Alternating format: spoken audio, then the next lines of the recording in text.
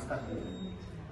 మేము 2010 సంవత్సరంలో case number 132/10 మా మేనమామ గారైన సుబ్బరంగయ్య గారు కేసు వేసినారు.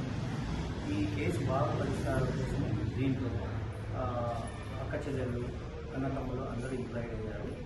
ఈ సమస్యను పరిష్కరించుకోవడానికి 2010 సంవత్సరం నుంచి ప్రస్తుతం వరకు మేము కోర్టుల చుట్టూ తిరిగాము.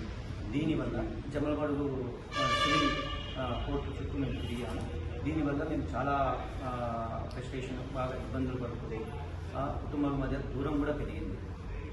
మేము న్యాయవాదులు, న్యాయమూర్తుల సహకారంతో వాళ్ళ ఇన్ఫర్మేషన్ ప్రకారం మేము ఈ లోకాదాల గురించి తెలుసుకున్నాము.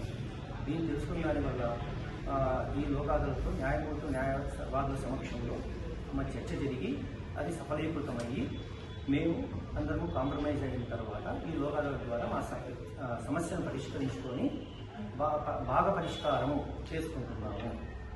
ఇప్పటి నుంచి ఆర్థికంగా ఎటువంటి కానీ ఇబ్బంది లేకుండా అందరూ కలిసిమెలిసి ఉంటాము అని సదుద్భావంతో మేము ఈ అవకాశాన్ని వినియోగించుకుంటున్నాము. ఈ నా విన్నపము లోకాదాలత అనేది చాలా ముఖ్యమైన ఘట్టము. ఇటువంటి ఇబ్బందులు ఎవరు వచ్చినా కానీ, సివిల్ కేసులు ఇటువంటివి వచ్చినా కానీ లోకాదాలత ద్వారా పరిష్కరించుకుంటే, చర్చ ద్వారా పరిష్కరించుకుంటే పరిష్కారం అయిపోతే సంబంధ బాంధవ్యాలు కూడా నిలబడతాయి అని నేను అనుకుంటున్నాను. ఈ జమలమడుగు సివిల్ కోర్టుకి మా కృతజ్ఞతలు తెలుపుకుంటున్నాను. న్యాయమూర్తి గారికి, న్యాయవాదుల గారికి మా కృతజ్ఞతలు.